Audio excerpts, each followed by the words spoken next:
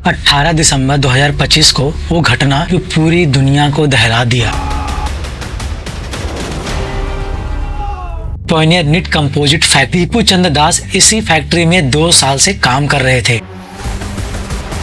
और जिस फ्लोर पे दीपू काम करते थे और दीपू के खिलाफ फैक्ट्री में धीरे धीरे एक अफवाह उड़ा देते हैं, दीपू चंद्र दास की लिंचिंग।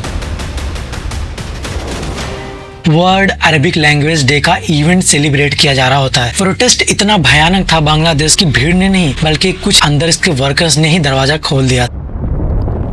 और फिर उसके बाद जो फैक्ट्री का फ्लोर मैनेजर होता है जिसका नाम होता है आलमगीर हुसैन, यानी फैक्ट्री को बचाने के लिए वो जल्दी जल्दी दीपू दास से रिजिग्नेशन साइन करवाने लगता है। वो उसे पूरे भीड़ के हवाले ही कर देता है और भीड़ क्या करती है, दीपू दास को पकड़ लेती है। दीपू दास को वो लोग तब तक मारते रहते हैं अल्लाह अकबर का नारा लगा लगा के, जब तक दीपू दास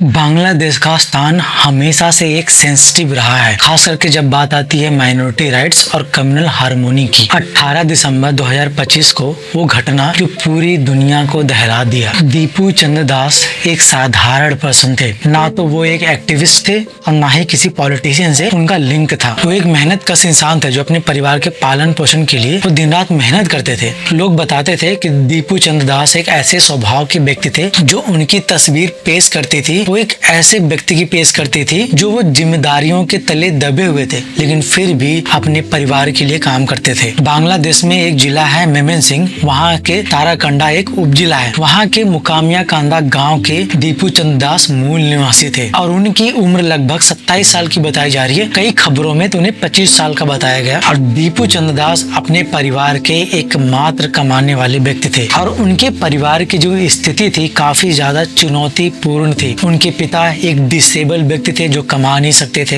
रवि लाल दास जो दीपू चंद्र के पिता होते हैं, उन्हें कई जगहों पे रोबी चंद्र दास भी कहा गया है। वो एक डिसेबल व्यक्ति थे और वो घर पे ही रहा करते थे। दीपू चंद्र दास की शादी भी हो चुकी थी और उनकी 3 साल की एक बेटी भी थी और वो बांग्लादेश के भालुका जगह पे रेंटेड रूम लेके रहा करते थे। वो इसलिए क्योंकि वहाँ से जो वर्क के लिए जाते थे वो काफी नजदीक था। दीपू चंद्र दास के एक छोटे भाई भी होते हैं, अप्पू चंद्र दास। लोग बताते हैं कि दीपू चंद्र दास एक ऐसे स्वभाव के व्यक्ति थे जो वो सारे धर्मों की रिस्पेक्ट करते थे। उनके छोटे भाई अप्पू दास टाइम्स ऑफ इंडिया को बताते हैं कि मेरे भाई कभी किसी का दिल दुखा ही नहीं सकते। तो इस घटना जो दीपू चंद्र दास पे लगाया गया था कि इन्होंने कुछ अपशब्द बोले थे, वो कैसे बोल सकते हैं, आगे आपको वीडियो में पता चल जाएगा कि वो क्या चीज थे, वो क्या शब्द थे जिसके लिए दीपू चंद्र दास को मार दिया गया।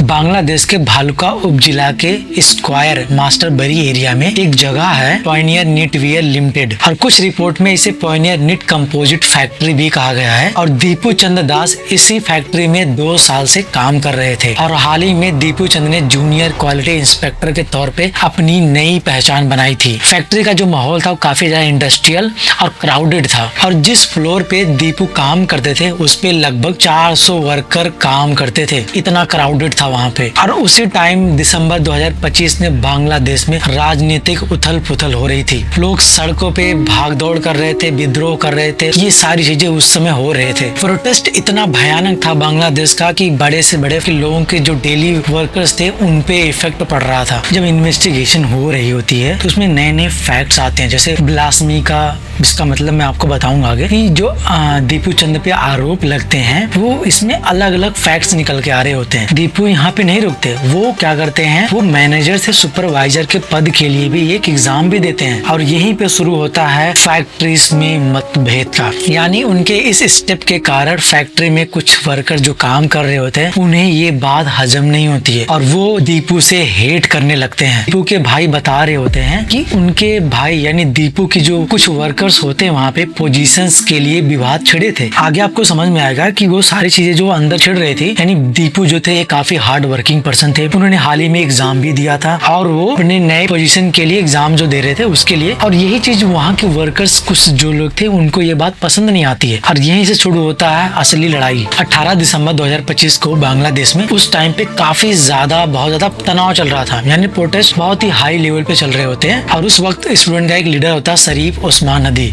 और उसकी मौत हो जाती है। लोग बताते हैं कि शरीफ हदी को एक मास्क मैन ने गोली मारी थी और इसी के कारण पूरे बांग्लादेश में लोग अफरा तफरी मचा देते हैं। जहाँ पे पूरी दुनिया का ध्यान हदी के मौत की तरफ और बांग्लादेश के प्रोटेस्ट की तरफ था, इसी चीज का फायदा उठाते हुए जो फैक्ट्री होती है जहाँ पे दीपू काम कर रहे होते हैं वहाँ के वर्कर्स इसी चीज का फायदा उठाते हैं और दीपू के खिलाफ फैक्ट्री में धीरे धीरे एक अफवाह उड़ा देते हैं। और उस टाइम मेमिन सिंह जो डिस्ट्रिक्ट है बांग्लादेश का, उस टाइम लोग सड़कों पे प्रोटेस्ट कर रहे थे और उसी वक्त ये घटना सामने आती है कि ब्लास्मी का, यानी इसका मतलब है कि उनके धर्म यानी प्रॉफिट के ऊपर किसी ने कमेंट किया है और इसी चीज का जो गुस्सा था, चिंगारी था, और ज्यादा बढ़ जाता है। और ये जो घटना थी इसका बढ़ते बढ़ते शाम तक ये एक लिंचिंग में बदल जाती है। दीपू चंद्रदास की लिंचिंग करीब शाम को 5:30 से लेके 6 बजे तक उस फैक्ट्री में वर्ल्ड अरबिक लैंग्वेज डे का इवेंट सेलिब्रेट किया जा रहा होता है और उसी वक्त लगभग 5:30 बजे कुछ वहाँ के वर्कर आपस में फुसफुसा रहे थे, यानी बातचीत कर रहे थे और दीपू पे इल्जाम लगा रहे थे कि उन्होंने प्रॉफिट मोहम्मद पर एक टिप्पणी की है। उस फैक्ट्री के एक सीनियर मैनेजर होते हैं उदय हुसैन, उनके मुताबिक मगरिब की नमाज के ठीक पहले वहाँ पे काफी ज्यादा भीड़ तनाव में दिख रही होती है और इसी तनाव को देखते हुए दीपू दास लगभग 6:30 बजे वहाँ उस फैक्ट्री से बाहर निकल जाते हैं। लेकिन दीपू चंद्र दास को फैक्ट्री के जो मैनेजमेंट होता है उसे करीब रात 8 बजे वापस बुला लेते हैं। जब दीपू फैक्ट्री वापस आ रहे होते हैं तब वो देखते हैं गेट पे हजारों में भीड़ वहाँ पे खड़ी है और दीपू का इंतजार कर रही है। करीब रात 8:15 पे फैक्ट्री के मैनेजमेंट ये दावा करता है कि उसने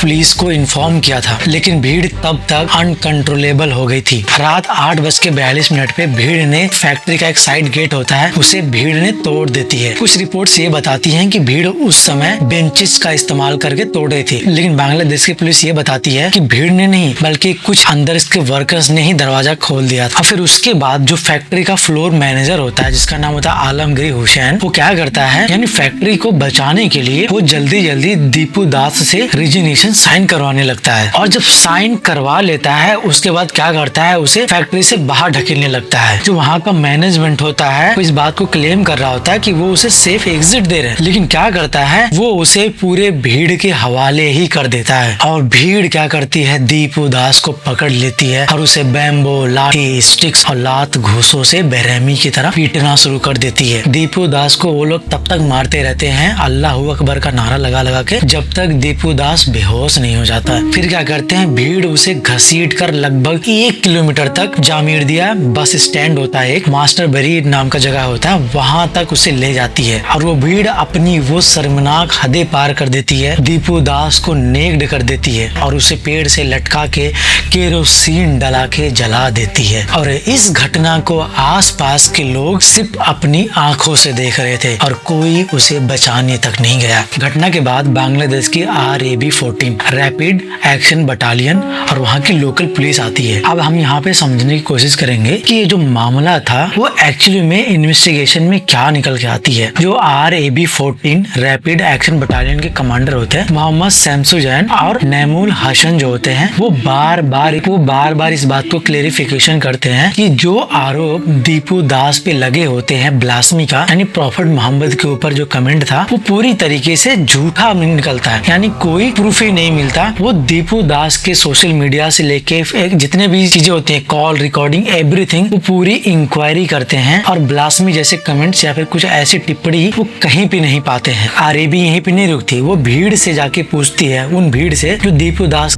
उन्हें मिल के मारा था। उनसे जाके पूछताछ करती है और उनसे पूछती है कि आपने क्या सुना। तो किसी ने ये नहीं कहा कि दीपू दास ने ऐसा कुछ कहा, बस उन्होंने हवा हवा में बातें सुनी, एक दूसरे से सुन के वो लोग यहाँ पे आए थे। अब कुछ रिपोर्ट में आरएबी जो बांग्लादेश की होती है, उन्हें इस रिपोर्ट में दिखाया गया है कि वो क्या करते हैं, फ्लोर मैनेजर के पास जाते हैं पूछताछ करने के लिए, और वो जब पूछते हैं कि भैया तुमने हमें यानी पुलिस को सौंपने की बजाय आपने भीड़ को क्यों सौंप दिया। लेकिन आप यहाँ फुटेज दे सकते हो कि दीपू दास ये उनके कस्टडी में था, तो भीड़ के पास वो गया कैसे, यानी इसके बीच कोई घटना रही होगी। जिस वक्त फैक्ट्री छोड़ के वापस घर जाते हैं और घर से जब वापस फैक्ट्री आ रहे होते हैं, यानी इसके बीच पुलिस का कनेक्शन रहा था और पुलिस यहाँ पे डिनाइड करती है। एक पुलिस ऑफिसर ओसी मोहम्मद जैदुल ये कहते हैं कि अगर तुमने समय पे हमें इन्फॉर्म किया होता तो आज दीपू की जान बच गई होती। लेकिन ये फुटेज बताती है कि दीपू उनके कस्टडी में ही था। अभी जो घटना हुई थी इसके पीछे एक समझी बूझी साजिश थी, यानी दीपू दास को फंसाने की। जो